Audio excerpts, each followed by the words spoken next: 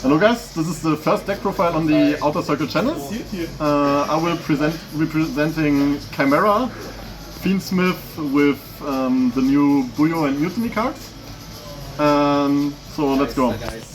So for the Chimera engine we're playing 3 Nightmare Apprentice.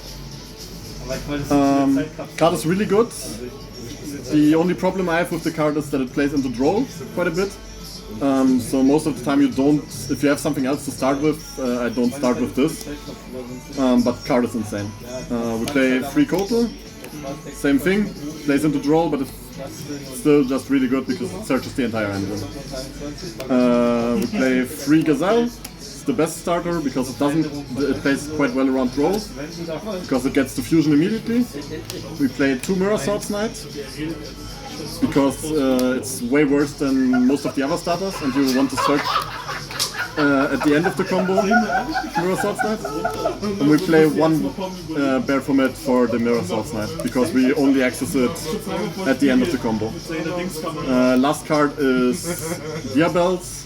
It's just really insane for the end board. It beats almost all the breakers people are playing, and like you are safe against Droplet, Dark Ruler, evenly, and people are playing a lot of breakers right now. We're playing 3 Chimera Fusion, really good card. It's always live actually. Never had it dead in my hand, so just really good.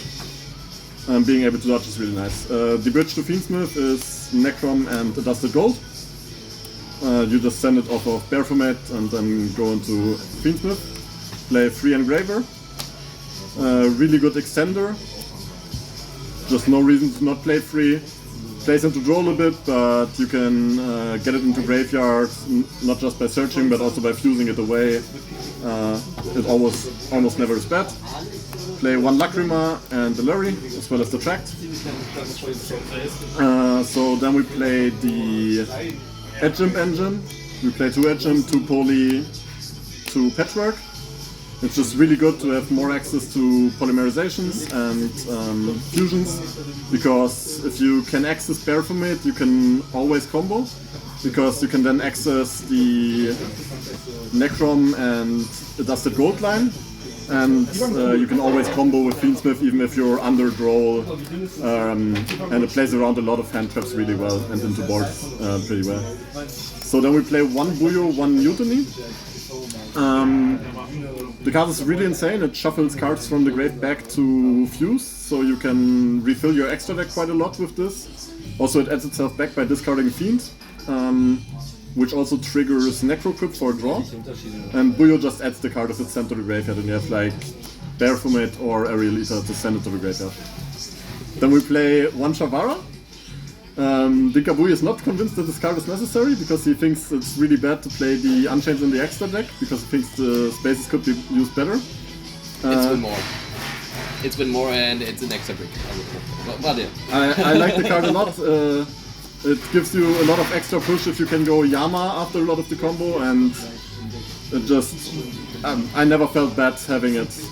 Most of the time you can like discard it and add it back with Yama or something anyway. So for the non-engine we play 3 Ash, 3 Fuva, 3 Eclipse, 3 Droplet, 1 Tactics and 1 Coldbuy. Tactics is in here because it fixes a lot of siding patterns, and Ash is in here because you lose to Fuva quite hard. So that's it for the main deck. For the extra deck we are playing Requiem, Sequence, Necro Whip, I can find it, and Desiree for the Fiendsmith stuff basically. You don't need Agnum Day. If I had to change something, you could play Lacrima, but I didn't think it comes up. Carl was playing it and it came up a lot for him. Maybe he was doing something different, I don't know. We're playing the 2 Unchains with Yama and Rage. It's really good because Yama in the grave is really good because you can trigger it with Shavara, and then you can reborn it from the banished with Baphomet by in the enemy turn and add back Shavara, and it gives you extra value. And Rage just adds something back from the graveyard. This is the card I'm least convinced of. I think this has to really go for an Baronne or something. Cross Sheep. The only reason it's in here is because it bridges from, if you only have like Fiendsmith and stuff, it bridges into the Chimera engine because you can do Baronne with Sequence if you have a Cross Sheep engrave. And then you can send like Mirror Sword Knight or Gazelle and reborn it with something else in. Yeah, and then you build another Cross Sheep and reborn it with this Cross Sheep again. But it came up never actually, so I think the card is really bad. I think it should be an Abao, it's way better. And the 1 SP for the Rage. SP rarely came up for me when I wasn't building it with Rage. It almost always was just the Rage target. We have 1 Caesar, we have like 15 level 6 Fiends in this deck that can just go into Caesar like at any point in the combo.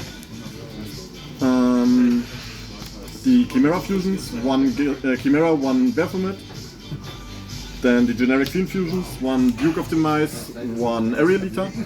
Duke of the Mice is really nice because it allows you to just shuffle any Fiends back into the extra deck basically with Sequence or Mutiny. And it refills your extra deck quite nicely. I think it happened twice today that I summoned a Caesar, it got outed, and then I just shuffled it back for a Duke and summoned it over the Duke again. We're playing 1 Magnum, it's the bridge from Chimera if you get like interrupted on the Necrom, and then you can summon the Magnum with any monster in the hand plus the Baphomet and just link that off into Requiem. Also it's just a draw like 100% of the time and just interruption. And 1 Guardian Chimera because it's just great with Chimera Fusion. We're still not done with the side deck. Oh, okay. So, for the side deck,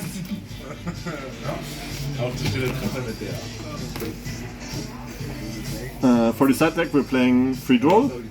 Karl is not convinced that you need Droll in this format.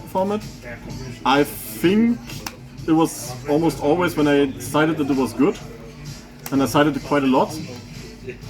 We have 1 Nibiru, 1 Herald. I think this should be, the Herald should be a Santa Claus, because it's just better to out, because you can add it back and out like 2 things, and it's way more searchable. And the Nibiru should be a Black Gold Gloves. We're playing 3 Frost, 3 Dark Ruler, 3 Evenly, and a single Frost target in D-Barrier. I think this should be a Black Gold, so we have 2 Frost targets, and Frost is live against decks that don't care about D-Barrier. Because otherwise right now the siding pattern is really weird because you don't want to leave Fuvalos in going first. So this should be a Black Goat and this should be Santa Claus. Otherwise I think evenly Frost and Dark Ruler were really good. And D-Barrier is just so broken in this format. Okay, anything else you want to say? I think we got a few more deck profiles from this regional we want to share.